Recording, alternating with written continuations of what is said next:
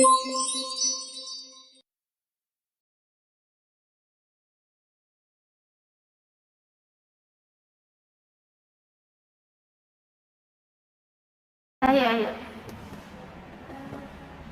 Sudah. Halo, jadi ini adalah SAP dari riset yang sudah saya buat. Selamat mendengarkan. Selamat menyaksikan.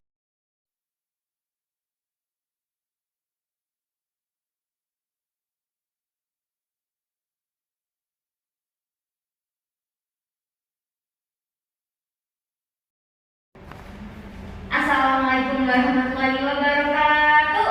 Waalaikumsalam warahmatullahi wabarakatuh. Gimana nih kabarnya pada pagi hari ini? Alhamdulillah, Allahu Akbar. Wah, semuanya sangat semangat semua ya. Jadi di sini sebelum aku melakukan kejuaraan ini, maka kita alangkah lebih baiknya untuk perkenalan dulu. Karena tak kenal maka tak sayang. Agar kita sayang-sayangan.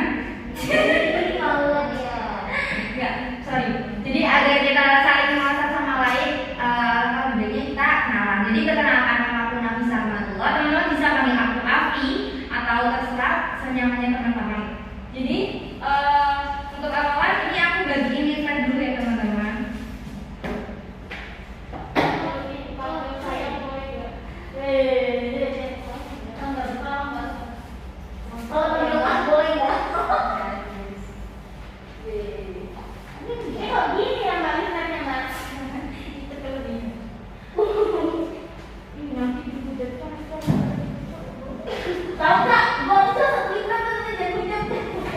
Sudah dapat semua? Nah, oke. Jadi tema yang aku bakal jelasin kali itu adalah anemia. Kira-kira teman-teman udah pernah dengar nggak sih anemia itu apa? Atau mungkin dari keluarga atau teman-teman pernah ada yang mengidap penyakit anemia? Pernah dengar itu kan kurang darah. Ya bener banget. Yang disebutin dengan mbaknya tadi. Yang lainnya ada yang udah pernah dengar nggak? Udah pernah dengar tapi belum tahu, Pak. Oke, biar lebih tahu, di sini aku akan jelasin ya. Nah, apa sih anemia itu?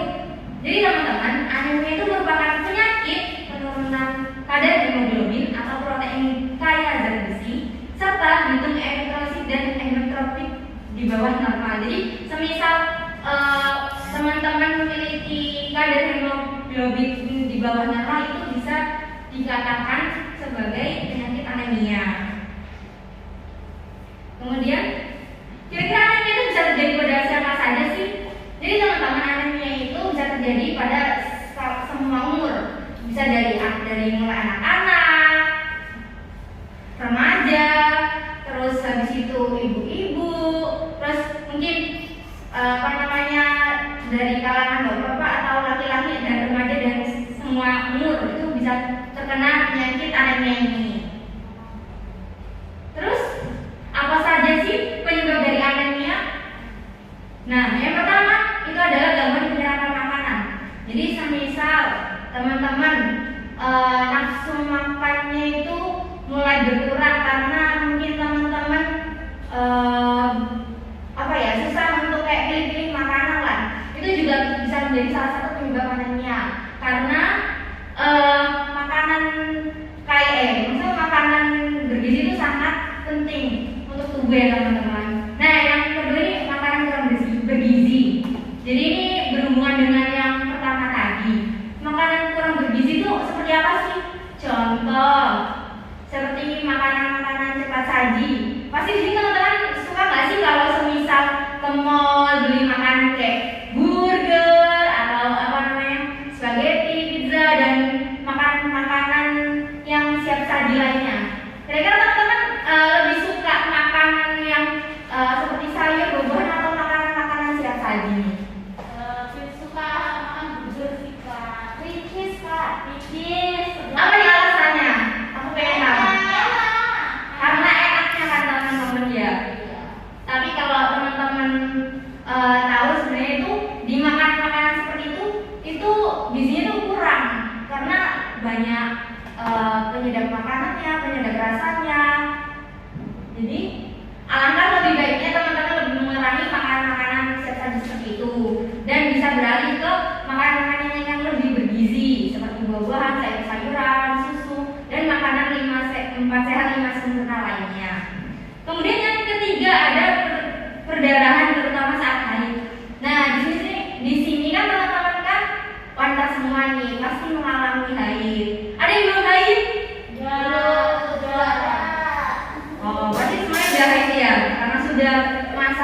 pubertas. Jadi karena pendarahan tersebut itu darah di dalam tubuh kita tuh berkurang. Itu salah satu penyebab dari anemia tadi teman-teman. Kemudian tanda gejala anemia itu apa saja sih? Nah, yang pertama ini ada 5L. Lemah, letih, lesu, lelah, dan lunglai. Teman-teman bisa apa ini? Barangkali dari diri teman-teman merasa, aku merasa aku seperti itu dari 5L tadi. Ada lemah, letih, lesu, lelah, lunglai. Kemudian ini ada tambahan lagi teman-teman. Selain 5L tadi itu ada beberapa tanda dan gejala lainnya seperti kulitnya terlihat pucat atau kekuningan gitu. Terus habis itu detak jantung yang tidak teratur. Tapi bukan berarti detak jantung tidak teratur ini saat teman-teman bertemu dengan doi terus habis itu dari detak jantungnya udah nggak beraturan. Itu bukan termasuk salah satunya ya teman-teman. Itu yang dimaksud detak jantung tidak teratur tuh secara terus menerus tanpa kayak ada penyebab seperti hal-hal yang buat teman-teman itu panik dan segalanya. Terus ada sesak napas, terus terasa nyeri di daerah dada, kemudian matanya berkunang-kunang, tangan dan kakinya terasa dingin, dan tangan kaki terasa dingin ini juga secara terus menerus, bukan berarti dalam satu waktu di saat hari itu terasa benar-benar hawanya sangat dingin, terus tangan dan kaki teman-teman dingin, terus teman-teman itu menyimpulkan bahwa kayaknya kena anemia. Itu belum tentu ya teman-teman. Terus yang terakhir adalah sering ngantuk. Siapa nih teman-teman yang sering banget merasa sering ngantuk, entah itu waktu di sekolah atau mungkin di rumah atau di didik kayak aku ngantuk terus gitu, ada nggak yang merasa seperti itu? Nah, kayaknya hampir semuanya yang merasa sering ngantuk. Jadi harus diwaspadai teman-teman. Kemudian ini ada salah satu pertanyaan kayak kenapa sih wanita itu lebih mudah terkena anemia? Nah, teman-teman ada yang tahu nggak kenapa wanita itu lebih mudah terkena anemia? Mungkin ada yang kayak, oh kayaknya seperti ini kak, atau seperti ini gitu. Ada nggak yang punya pemikiran sendiri tentang pertanyaan tersebut? Soalnya wanita itu spesial. Oh iya. Dia ini menstruasi tiap bulan. Nah ini jawabannya sudah mendekati benar. Yang lain ada yang mungkin punya jawaban lain? Nggak ada? Oke. Jadi yang pertama, wanita itu teman-teman membutuhkan zat besinya itu 2 kali lipat daripada pria. Karena wanita itu mengalami haid di setiap bulannya, dan dari haid tersebut akhirnya wanita itu kehilangan banyak darah saat melahirkan. Jadi yang dijawab tadi kakaknya tadi sudah termasuk benar karena wanita itu spesial karena wanita itu mengalami menstruasi. Oleh karena itu darahnya itu kurang terus menerus gitu. Kemudian ini ada alasan yang kedua, karena wanita itu umumnya itu kurang mengkonsumsi makanan yang mengandung zat besi seperti daging, ikan. Maksudnya ini hati ini kayak hati ayam dan sebagainya. Maksudnya jadi alasan kedua kenapa sih wanita lebih mudah terkena anemia? Nah, wanita itu teman-teman umumnya itu kurang mengkonsumsi makanan yang mengandung zat besi. Nah, teman-teman sendiri ada yang tahu nggak kira-kira makanan yang mengandung zat besi itu apa aja? Yang tahu nggak? Daging. Ya benar, daging. Daging itu salah satunya. Daging, ikan, terus kayak jeruan hati, terus tempe, sayuran yang berwarna hijau, hijau tua, terus kacang-kacangan, serta buah. Pasti di sini tadi teman-teman jarang kan makan makanan yang sudah saya sebutkan tadi, atau mungkin ada yang kayak aku udah ini kak sering banget makan kayak gitu. Ada nggak yang merasa kalau dirinya itu belum rutin, maksudnya rutin makan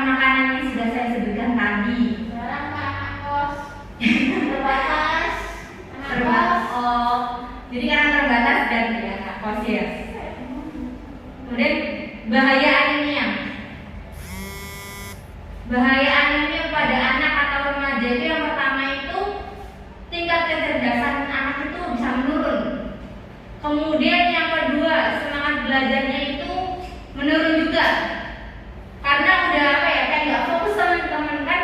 Tadi ciri-cirinya kan ada kayak sering ngantuk, terus lelah, letih, lesu.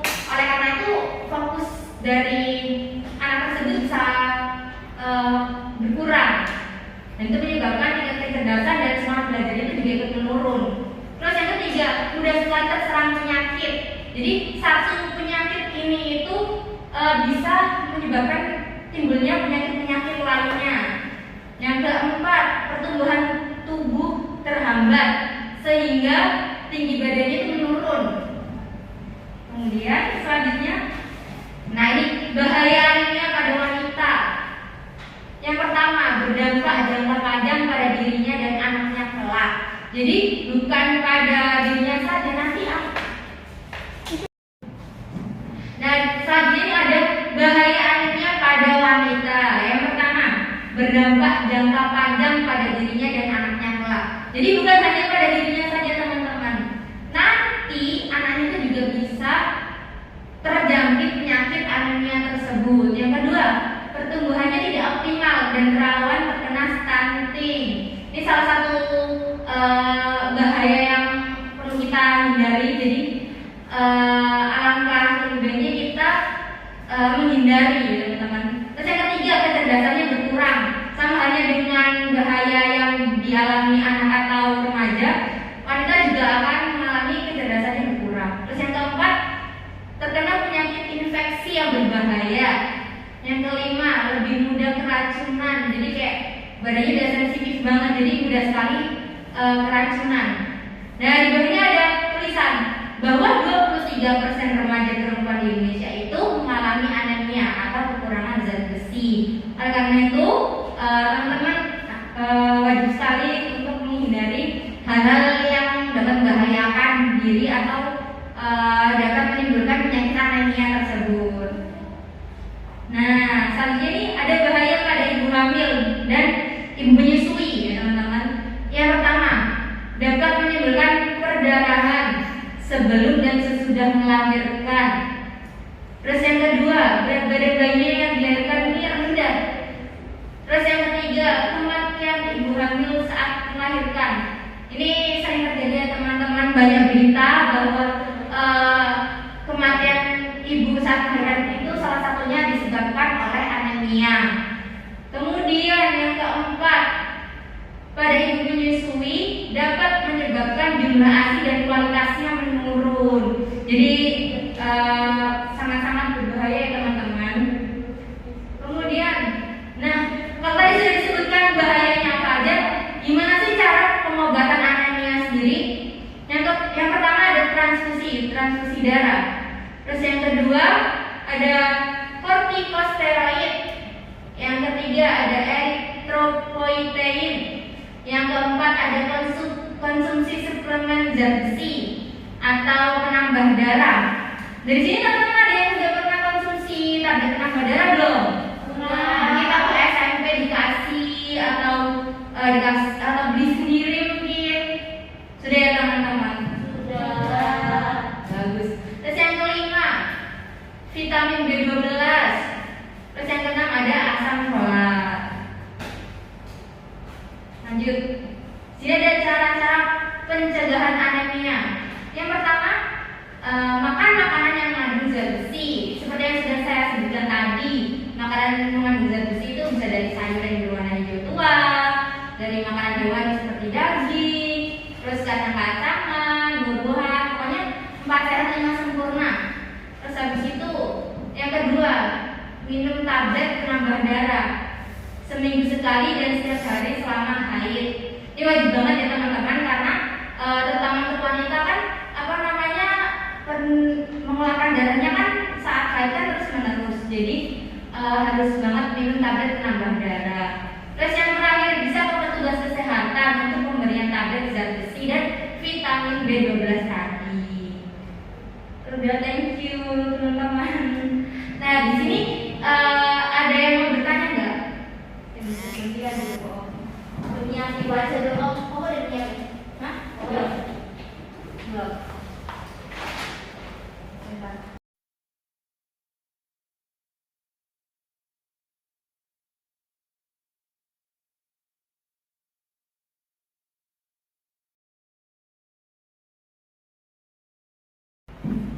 Nah, tadi kan sudah aku jelasin nih tentang anemia. Sekarang waktunya untuk sesi tanya jawab. Di sini ada yang mau bertanya nggak? Oke, ini kayaknya paling excited baju putih. Silakan nama-namanya dan sebutkan pertanyaannya. Perkenalkan, nama saya Novi. Di sini saya ingin bertanya. Tadi kan dijelaskan bahaya anemia itu pada wanita adalah lebih mudah keracunan. Nah, itu hubungannya apa ya, Kak? Terima kasih. Oke, pertanyaan yang sangat berbobot sekali ya. Jadi apa yang dimaksud dengan lebih mudah keracunan ya? Jadi dalam tubuh itu memiliki sifat auto regulasi. Jadi kalau semisal zat besinya itu berkurang, jadi sifat auto regulasi ini juga ikut berkurang. Jadi itu yang menyebabkan lebih rentan untuk terkena racun, gitu, mudah keracunan, gitu teman-teman. Ada yang mau bertanya lagi? Baik, banyak. Silakan. Oke, terima kasih atas kesempatannya. Perkenalkan, saya Risa Dr. Philip Yardi. Di sini saya mau bertanya, tadi kan dijelaskan di PPT bahwa pengobatan anemia yang pertama ini transfusi. Nah, apakah kita bisa melakukan transfusi secara mandiri seperti itu? Dan sekiranya transfusinya itu gimana ya? Gitu. Jadi apakah kita boleh melakukan transfusi darah secara mandiri? Jawabannya tidak boleh teman-teman, karena saat melakukan transfusi darah ini kita harus memiliki alat yang lengkap. Terus habis itu kita harus menjaga kesterilannya, dan kita wajib banget harus didampingi oleh tenaga medis. Jadi nggak boleh asal melakukan transfusi darah sendiri gitu teman-teman. Takutnya nanti ada hal-hal yang mungkin terjadi, maksudnya hal-hal yang kita di luar yang kita tahu terjadi gitu. Terus ada yang bertanya lagi? Oke, banyak. Oke, perkenalkan aku Isti. Di sini aku menanya. Tadi kan di bahaya anemia itu pada wanita ada katanya kecerdasannya berkurang. Kecerdasannya itu tuh kecerdasan apa aja ya, Kak? Makasih. Oke, bagus banget. Jadi yang dimaksud kecerdasan berkurang tuh kecerdasannya seperti apa? Itu kecerdasan bisa dalam kecerdasan motorik dan sensorik ya. Jadi benar-benar bahaya kalau misalnya kita bisa kena, kita benar-benar bisa mengurangi kecerdasan tersebut gitu. Terus ada yang mau bertanya lagi? Ya. Oke, terakhir ya. Tadi kan dijelasin itu bahaya anemia pada ibu hamil itu salah satunya berat badan bayinya nanti yang dilahirkan itu rendah. Sebenarnya emang berat badan bayi normal itu berapa ya, Kak? Oke. Jadi berat badan bayi normal itu antara 2.500 gram hingga. Kemudian pertanyaan selanjutnya, bagaimana sih cara pengobatan dari anemia? Ada yang bisa? Oke, silakan sebutkan nama dan jawaban. Nama saya Fidera. Saya mau menjawab tentang pengobatan anemia itu. Yang pertama ada transfusi darah, lalu kortikosteroid, lalu eritropoietin, lalu konsumsi suplemen zat besi, mengkonsumsi vitamin B12 dan juga asam